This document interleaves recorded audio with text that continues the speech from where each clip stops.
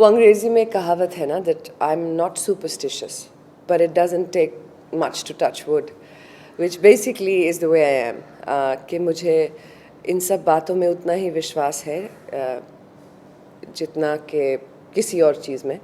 कोई मुझसे कहे कि देखिए आप ये दीवार तोड़ के वहाँ लगा दीजिए, वो शायद मैं ना कर पाऊँ, पर अगर मुझे कोई कहे कि ये फ्लावर्स यहाँ नहीं होना चाहिए, वहाँ रख दीजिए, मैं रख दूँगी। There is not no harm in it, but I only believe in God and I think that whatever he does for your best. सो कहा जा रहा है कि इस फिल्म की मेकिंग के दौरान काफ़ी सारी उफ, घटनाएं हुई। आपने औरों से भी बात की है इसका मतलब फिल्म में, बिकॉज सबके अलग अलग एक्सपीरियंसेस हुए हैं इस सेट पर।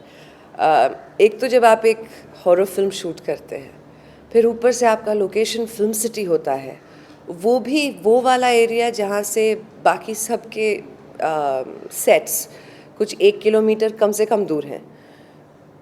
And that was the time when the leopards in Film City were being caught. So in every which way, we were in the middle of chaos. My co-star, Mr. Chakri, वो अपने makeup room में थे, उनके सामने इतना बड़ा सा एक मिरर था और उन्होंने कुछ सामान उठाने के लिए वो पीछे मुड़े इस तरह से और वो मिरर आके सामने उनके गिर गया. Had he still been sitting where he was sitting, he would have hurt his head very badly. He got saved. But what was funny is कि उस दीवार पे वो कीला लगा हुआ था, जिस धागे से वो मिरर टंगा हुआ था वो धागा भी लगा हुआ था, सिर्फ मिरर गिर गया था, पता नहीं कैसे. So the things like this. फिर जैसे हमारे माइक्रोफोन्स होते थे सेट्स पर, हमारे माइक्रोफोन के फ्रीक्वेंसी पे हम बाजू वाले सेट्स की बातें सुन रहे थे, उन आवाज़ें आती थी.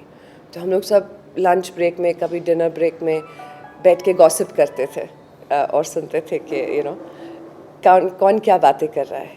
बट 3-4 दिन बाद वो बातें बंद हो गई और विस्पर्स शुरू हो गए फ्रीक्वेंसी पे, जैसे लोग धीरे धीरे बात करते हैं कि किसी भी सेट पर इस तरह से लोग बात क्यों करेंगे. तो then we switched off the frequency because we said this is getting spooky.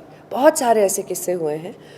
ये भी जाहिर है कि हो सकता है हम फिल्म ऐसी शूट कर रहे थे कि हर चीज़ लग रही थी जैसे पता नहीं क्या हो रहा है यहाँ पे. It's good fun.